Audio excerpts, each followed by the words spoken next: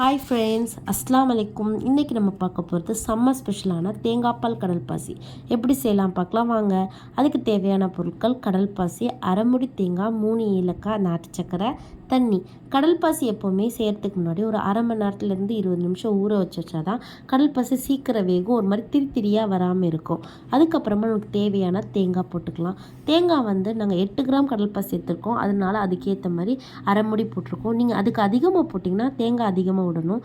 தேங்காய் விட்டால் தான் கடல் பாசி நல்லா சாஃப்டாகவும் க்ரீமியாகவும் இருக்கும். அப்படி இல்லைன்னா ஒரு மாதிரி தண்ணியாக ஆயிடுச்சுன்னா நம்மளுக்கு கடல் பாசி ஃபார்ம் ஆகாது.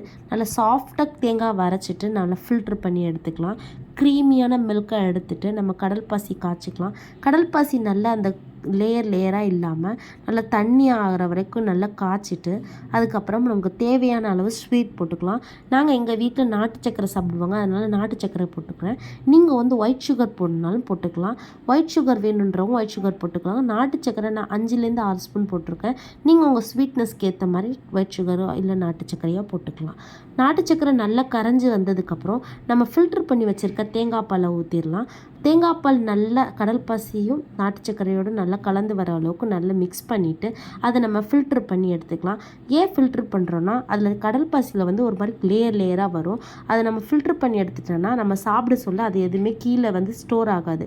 இதே சில பேர் ஃபில்ட்ரு பண்ண மாட்டாங்க, அது அவங்களுக்கு கீழே லேயராக இருக்கும்.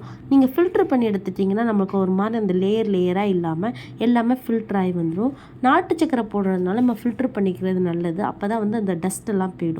அதுக்கப்புறம் நம்ம அப்படில் ட்ரான்ஸ்ஃபர் பண்ண அப்புறம் நம்ம பாதாமை நல்லா செருக்கி மேலே தூற்றி விட்டுடணும். அதுக்கப்புறமா நம்ம ஃப்ரிட்ஜிலையாவது வெளியிலையாவது வச்சிடணும்.